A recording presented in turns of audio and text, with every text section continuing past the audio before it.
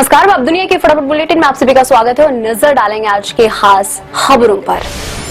कांग्रेस की एक social media post पर बवाल। पार्टी ने प्रधानमंत्री नरेंद्र मोदी की ऐसी तस्वीर पोस्ट की है जिसमें उनके सिर्फ वस्त्र दिखाई दे रहे हैं।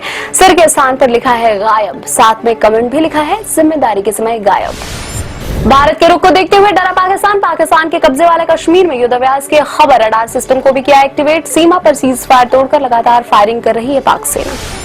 भाजपा प्रवक्ता गौरव भाटिया ने कांग्रेस पर निशाना साधते हुए कहा, पोस्टर के जरिए कांग्रेस ने पाकिस्तान को सिग्नल देने की कोशिश की है।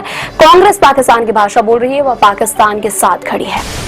यूपी के मुख्यमंत्री योगी आदित्यनाथ ने समाजवादी पार्टी पर साधा निशाना और कहा, आतंकी हमले पर सपा नेताओं के बयान पाकिस्तान प्रवक्ता के लग रहे हैं।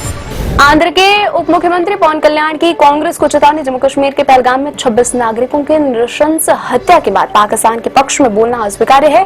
कुछ कांग्रेस नेता इस तरह की हिंसा का समर्थन करते हैं और उन्हें भारत छोड़कर पाकिस्तान में बस जाना चाहिए। पहलगाम आतंकवादी हमले के मद्देनजर कश्मीर घाटी के संवेदनशील इलाकों में स्थित 48 सार्वजनिक पार्क एहतियातन बंद कर दिए गए हैं। पर्यटकों के लिए खतरे की आशंका के मद्देनजर लिया गया यह फैसला।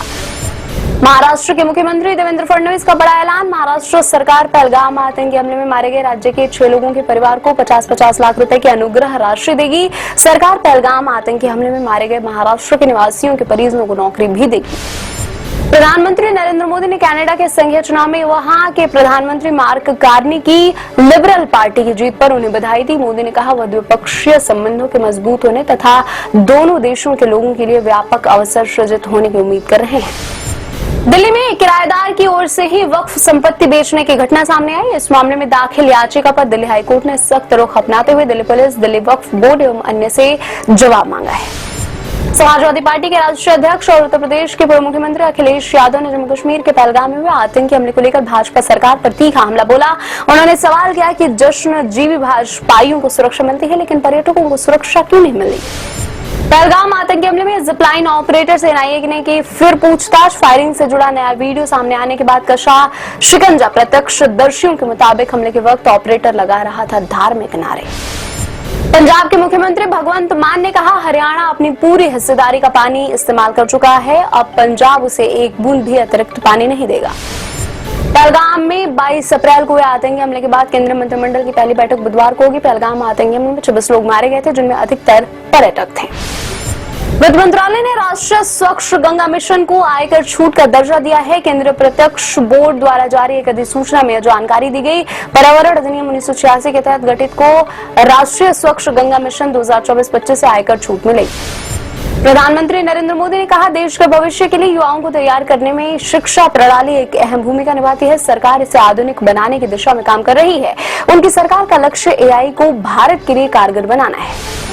तमिलनाडु के नादुवट्टम पुलिस थाने में सोमवार देर रात एक तेंदुआ घुसा है। तेंदुआ के चले जाने के बाद ड्यूटी पर तैनात पुलिसकर्मी द्वारा शांतिपूर्वक दरवाजा बंद करने के कार्य की राज्य के अतिरिक्त मुख्य सचिव सुप्रिया साहू ने सराहना की।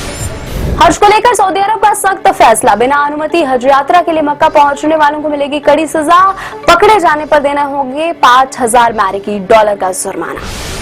शेयर बाजार में दूसरे दिन भी तेजी। बीएसई सेंसेक्स 70 अंक चढ़कर 80,288 अंक पर और एनएसई निफ्टी 7.45 अंकों की मामूली बढ़त के साथ 24,336 अंक पर हुआ बंद।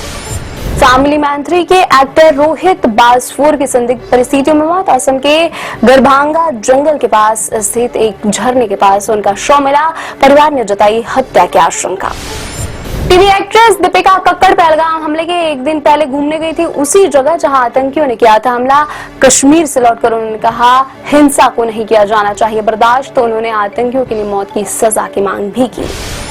ये थे आज के फटाफट बुलेटिन। ऐसे ही ताजा अपडेट्स के लिए बने रहे हमारे साथ, यानी कि विजिट करें वेब दुनिया पर।